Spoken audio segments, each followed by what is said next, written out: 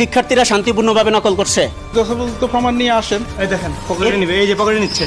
এই ভিডিওগুলো কি আপনি বলেন? আসসালামু আলাইকুম বন্ধুরা, আশা করি আপনারা সকলেই ভালো আছেন। তো আজকে যে বিষয়টা নিয়ে আপনাদের মাঝে হাজির হয় সেটি হচ্ছে আমাদের বাংলাদেশে এমন একটা পর্যায়ে গিয়েছে সমস্ত জায়গায় দুর্নীতি ছাড়া কোনো কিছুই হয় না।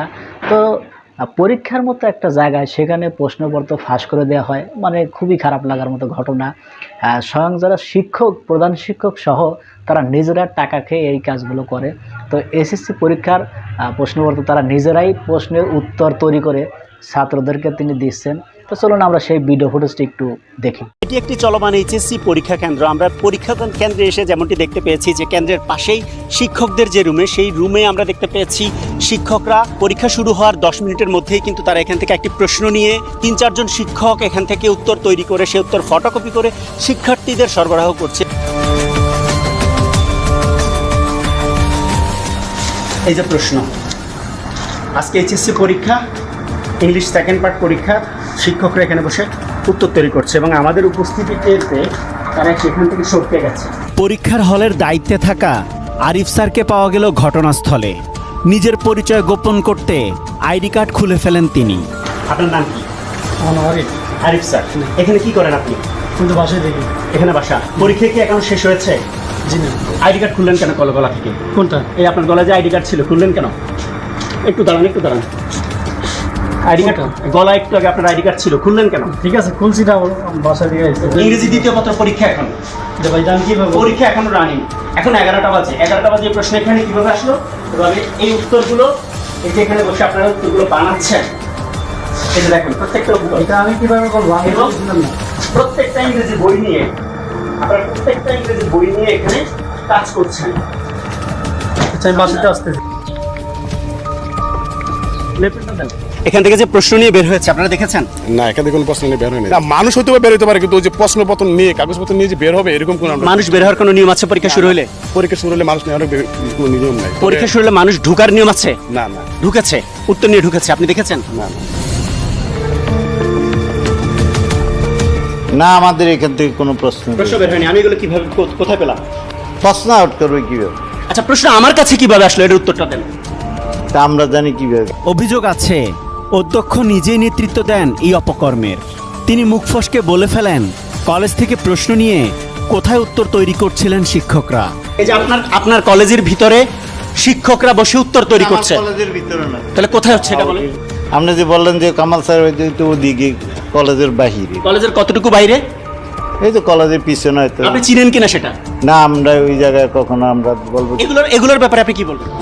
এগুলা তো আমরা জানি না। আর তাহলে আপনি হলের কি দায়িত্ব পালন করছেন? হলে তো কেউ আসে না, আমি তো হলে তো কাউকে আসতে দিই না। পরীক্ষার হল থেকে প্রশ্ন আউট হয়েছে, শিক্ষকরা বসে সেগুলোর উত্তর তৈরি করছে, উত্তর তৈরি করে ফটোকপি করে শিক্ষার্থীদের হাতে হস্তান্তর করছে। আপনি কোন দিকে খেয়াল রাখেন? আমরা তো হলের দিকে কাউকে ঢুকতে দিই না, আমরা এখানে আসতে দিই না। হ্যাঁ, আপনার শিক্ষকরা এখানে ঢুকে। তার দাবি পরীক্ষা কমিটির আরিফ স্যার সবসময় কেন্দ্রে থাকেন, অথচ ঘটনাস্থলেই পাওয়া গেল আরিফ স্যারকে। না, এই যে মিজান সাহেব আমার কমিটির লোক, উনিই থাকে। হ্যাঁ। আরিফ সাহেব থাকে, দুইজন এখানে থাকে। আর কে থাকে? আর কেউ থাকে? এই দুজন দিয়ে আপনি কাজ চালান? না না, তারা তো সবসময় এখানেই থাকে। তারা কি থাকে? আপনার নাম কি? আরিফ স্যার। উপজেলা অফিস থেকে এসে আপনি এখানে কি দায়িত্ব পালন করেন? আমি এখানে ছাত্রছাত্রী ব্যতীত অন্য কেউ এখানে প্রবেশ করে কিনা এটা দেখি, আর ছাত্রছাত্রী নকলমুক্ত পরিবেশে যেন পরীক্ষা দেয় সেটা দেখি। সেটা দেখেন। আপনি প্রিন্সিপাল স্যারের রুমে বসে আছেন কেন? আপনার কাজ কি প্রিন্সিপাল স্যারের রুমে বসে থাকা? আমি এই মাত্র আসলাম, মাত্র 2 মিনিট হলে আসলাম। আপনি এই নকলগুলো করতে সাহায্য করেন, প্রশ্ন বাইরে গেল কেন? সেটা আমি তো জানি না রে ভাই। এটা জানার দায়িত্ব আছে আপনার। এটা আমি তো সবকিছু এখানে কি হচ্ছে না হচ্ছে, আমার পরীক্ষার কেন্দ্রে সুষ্ঠুভাবে পরীক্ষা হচ্ছে কিনা এটা দেখার দায়িত্ব আমার। আচ্ছা, ঠিক আপনি আছে, বলেন তো সুষ্ঠুভাবে পরীক্ষা হচ্ছে কিনা? হ্যাঁ অবশ্যই সুষ্ঠুভাবে। আমার দেখা মতে ওই রকম কোনো ঝামেলা আমি দেখি নাই। এখনো তো পরীক্ষা চলমান পরীক্ষা, ইংলিশ সেকেন্ড পেপার। দেখেন শিক্ষকরা কিভাবে আনসার তৈরি করছে। তাহলে এটা কি আসলে পরীক্ষার নিয়ম হইল কিনা? আসলে এখন প্রত্যেক শিক্ষার্থীর সাথে তো আর আমি বসে থাকি না। ঠিক আছে, কোনো শিক্ষার্থীর কাছ থেকে যদি সেটা বাইরে চলে যায়, সেটা দায়ভার তো এখন আপনি আপনি আপনি এখন নিয়ে আসছেন, হ্যাঁ, আপনি যদি এটা যদি যথোপযুক্ত কোনো প্রমাণ থাকে এর বাইরে কি আর কোনো প্রমাণ লাগবে আপনার কাছে? এখন এটা তো কোথায় ঘটছে, স্কুল এরিয়ার ভিতরে ঘটছে কিনা বা কলেজ এরিয়ার ভিতরে ঘটছে কিনা আপনি সেটা দেখেন। এখন এর বাইরে ঘটলে তো আমি তো আর বাইরে থাকি না, ধরুন আপনার সামনে আপনি যদি পেয়ে থাকেন তাহলে যথোপযুক্ত প্রমাণ নিয়ে আসেন। এই প্রমাণটা দেন, রুমের ভিতরে দেখেন। এই দেখেন পকেটে নিবে, এই যে পকেটে নিচ্ছে, আমার দিকে তাকাইছে আমার চোখের সামনে। এতক্ষণ যে আপনি বললেন আপনি সব দেখছেন, এই ভিডিওগুলো কি আপনি বলেন? এখন হচ্ছে আমি তো এগুলা আমার সামনে তো এগুলা হচ্ছে না কোনো কিছু। আপনি এখন প্রমাণ দেখেছেন কিনা, ভিডিও দেখেছেন কিনা? আমি দায়িত্বের ক্ষেত্রে স্ট্রিট। এখন যদি আমার চোখের অন্তরালে কিছু ঘটে থাকে আপনারা ধরাই দিয়েছেন, নেক্সট আরো স্ট্রিট থাকবো আমি। এই কথা বলে কি আপনি আপনার দায় এড়াতে পারবেন? না, এটা কিন্তু দায় এড়ানোর কথা না, এটা কি দায় এড়ানোর কথা? এখান থেকে কেউ আমাদের অনুমতি ছাড়া ওইদিকে যাইতে পারবে না, এমনও ডিসিশন। তাহলে নকলগুলো কিভাবে ঢুকলো? এখন সেটা তো আমি জানি না। অভিযোগ আছে চাঁদপুর জেলার কচুয়া উপজেলার নিন্দুপুর ডক্টর মহিউদ্দিন খান আলমগীর উচ্চ বিদ্যালয় অ্যান্ড কলেজের অধ্যক্ষ শতভাগ পাশ নিশ্চিত করতে শিক্ষার্থীদের কাছ থেকে টাকা নিয়ে এভাবে নকল সরবরাহ করছেন বেশ কয়েক বছর। কলেজের পরীক্ষা কলেজে নেওয়া নিষেধ। এই জন্য কি পাশের বিল্ডিং স্কুল সেখানে নেবেন? পাশে হ্যাঁ, স্কুলে নিতে হবে। এইভাবে আপনি এই অপকর্মগুলো দীর্ঘদিন করছেন। আমার রেজাল্ট আমি বলি, আমার মাঝি এসএসসির কেন্দ্র তো মাঝি গেছে, আমার গত 5 বছর 100% রেজাল্ট।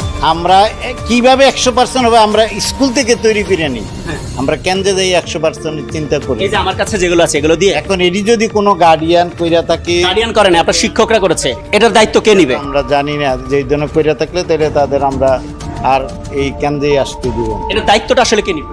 দায়িত্বটা তো কেন্দ্রের দায়িত্ব আমাদের অবশ্যই, যদি কিন্তু কেন্দ্রের মধ্যে আমরা কোনো অপ্রীতিকর ঘটনা হইতে দিন যদি শান্তিপূর্ণভাবে শিক্ষার্থীরা শান্তিপূর্ণভাবে নকল করছে।